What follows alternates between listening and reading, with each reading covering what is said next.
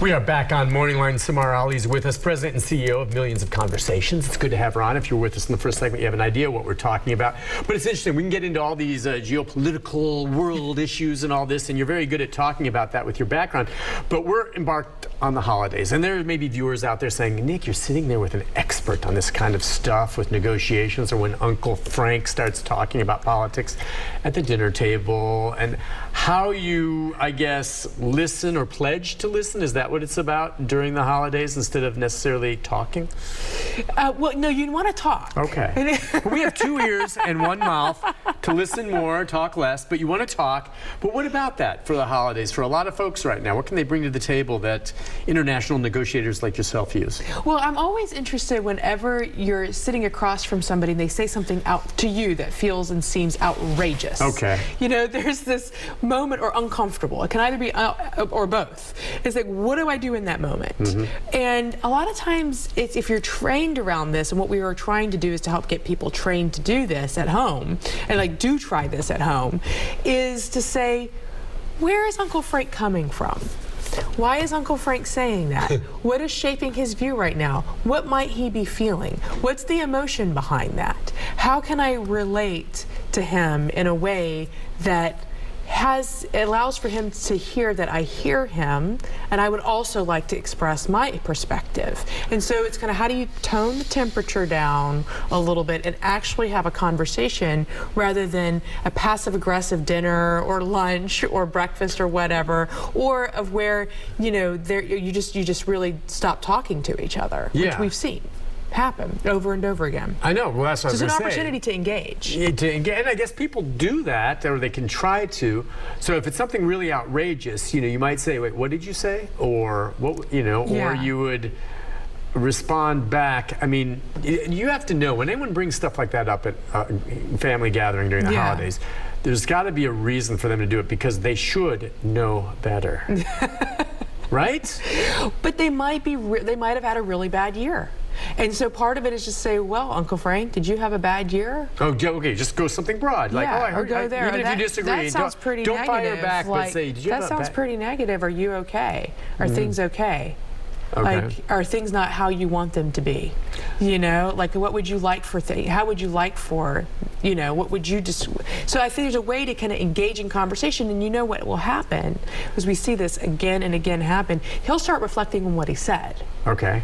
And then will that maybe help him get a different line of thinking? Yes. Or? Yes, exactly. And so then you're in conversation, but it's also about respect. It's respect of each other. And obviously he needs to respect you as you're speaking to him as well.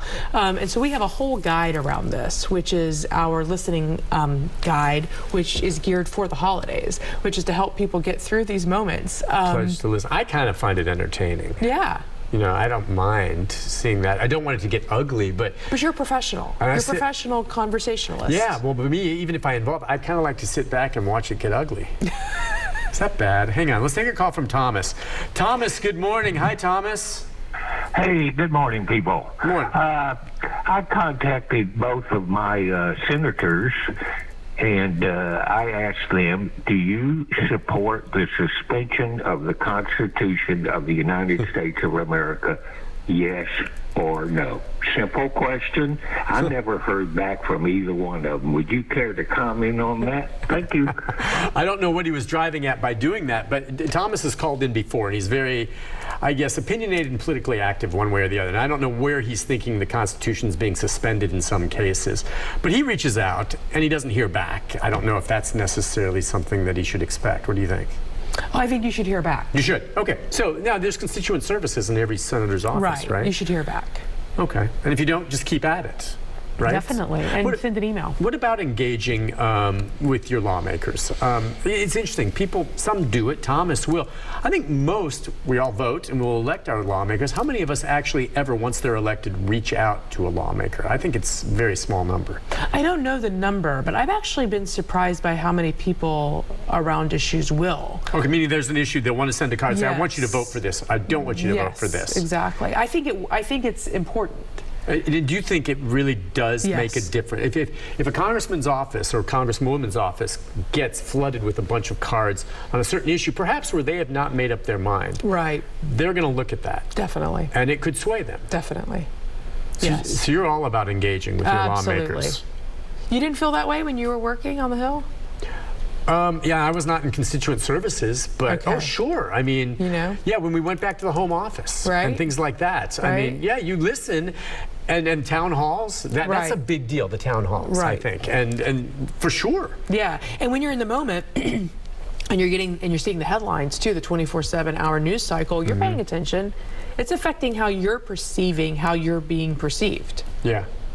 As far as perception, I want to touch on this since you're on a news show. I'm a news reporter. I host this show in the morning, but I go down today and I'm going to be doing news and stuff like that. What would your take be from where you sit with what either we can do better or do to address the issue, which we're trying as hard as we can to address the issue of fake news? You know, I'll do a story tonight and, you know, hopefully it'll be straightforward, and I hope people take it for its face and trust me to be honest and fair. But, you know, if someone doesn't like it, they may just say it's fake news if they don't want to hear it. Yeah, but I think that we're also overestimating the number of people that are dismissing everything as fake news. Okay. Yeah. And I also think that going back to trust, people are trusting local news organizations right now more so than they are than the national. I'm glad you said that. So you have Why do you think that is? Well, I think you have different interests. Okay. I think you're also closer to the news source. Yeah. I think you're on the ground. They'll see me at Kroger. Yeah, and you're a part of this community, and you know it. And there's a certain level of reciprocity that's there, and it doesn't feel exploitative. Okay. All right.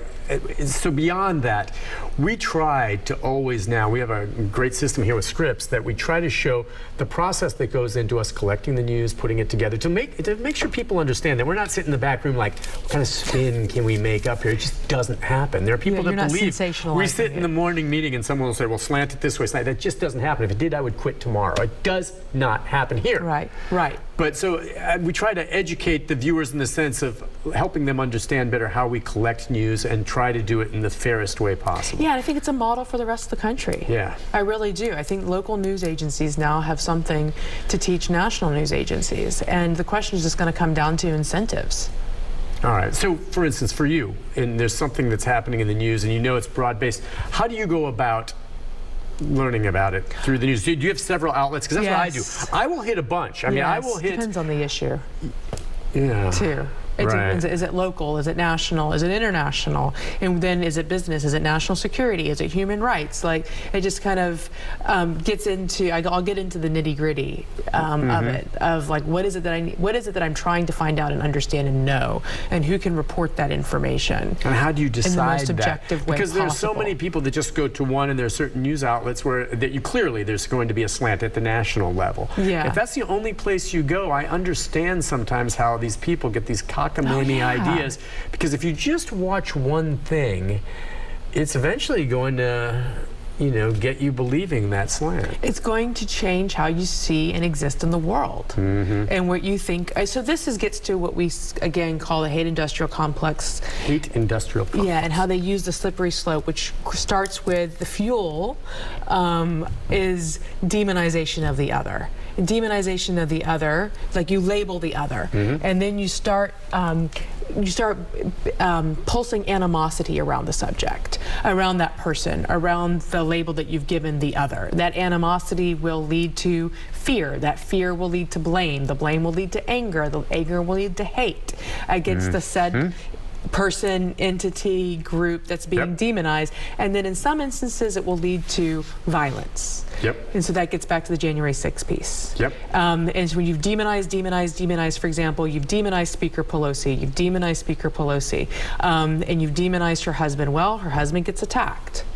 And so it doesn't happen overnight. That process hardens over time. And so people don't start at a place of violence.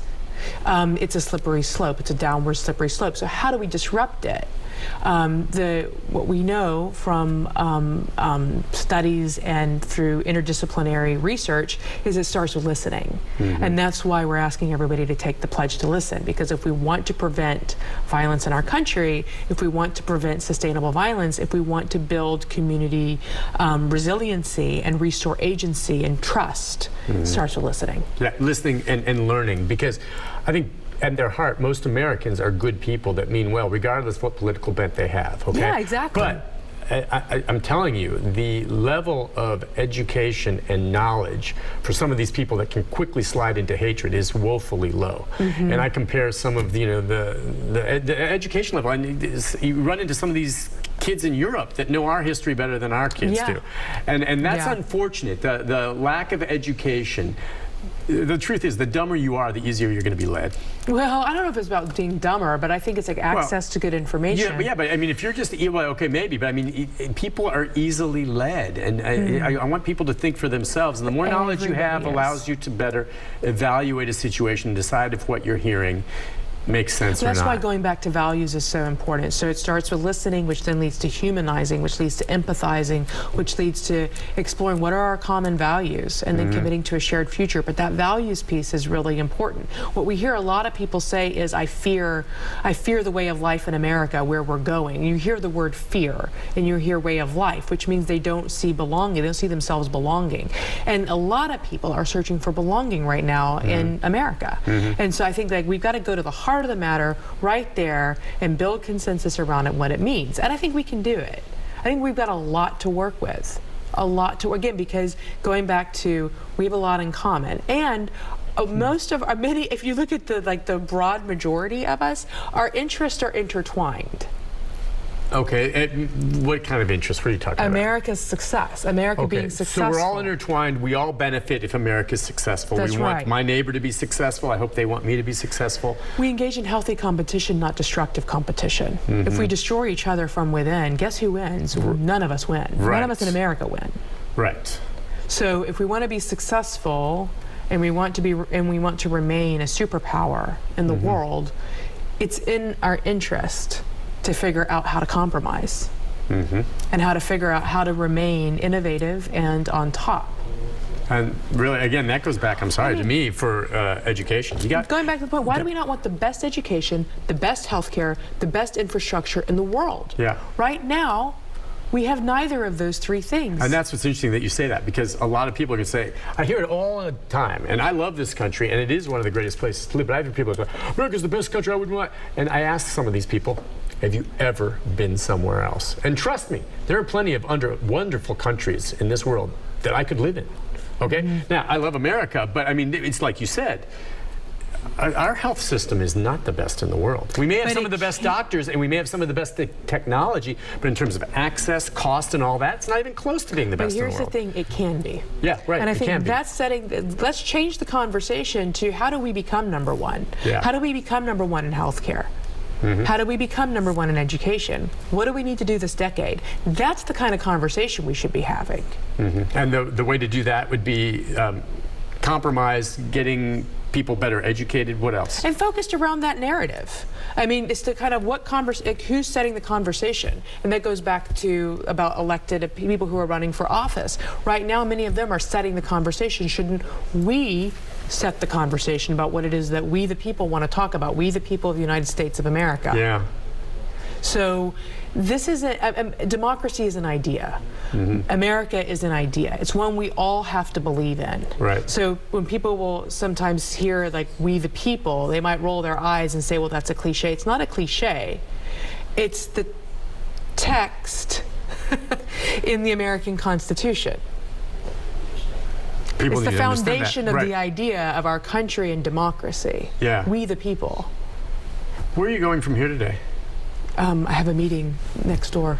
Next door? Yeah. At the Capitol? No. I mean, we're just across the street, but no. So, yeah, I mean, this is an ongoing thing, guys. We just wrap it up with you. I wish that we could talk this all day long. I could talk to you, but where does it go moving forward then now with millions of conversations? You know, some of the people you're working with. As I Yeah. said, Meacham, you know, Yeah. you've had Gore, Haslam you're working with now. Yes, like we're also, Governor Haslam, myself, and John Meacham are co-chairing the project on Unity and American Democracy. We're going to Vanderbilt. be launching a new Unity Lab, so there'll be an announcement coming out hopefully next week around that. And we're going to be setting up chapters across Tennessee at the county level, so through our 3142 program at Millions of Conversations, which stands for the number of counties in America, which helps put together action plans that again goes back to helping communities at that local level communicate what does a positive way look forward to us. And we're going to be doing a conversationalist series as well with the United Way Foundation and University of Tennessee at Chattanooga and a few other partners in Hamilton County. And students will be next year, involved. too. Yep, Students absolutely. will be involved. Are you ever going to teach? I love teaching. Okay, you do that. Okay. Yeah, so yeah, I mean, yeah. if you'll have time to do all that. I love teaching. Yeah, I teach negotiations and unity and American democracy. And Next time I'm in negotiations for my contract, would you be available? How would that be cool? Sandy Boonster, my news director. This is Samar Ali. She's going to be representing. You don't do that kind of stuff, do you? That's all right. There's I'll many refer more. you over to Bassberry and Sips. There's many more They're important great things for lawyers you to over do. there. Thank you for coming on. Thank you. Really, it's a pleasure meeting you, and but maybe we'll talk again as this project moves forward. Yeah, all right? that'd be great. Thanks for Pleasure having having me. you on. Thank you so All much, right, and happy holidays. You too. Talking about holidays, we take a break. Stick around.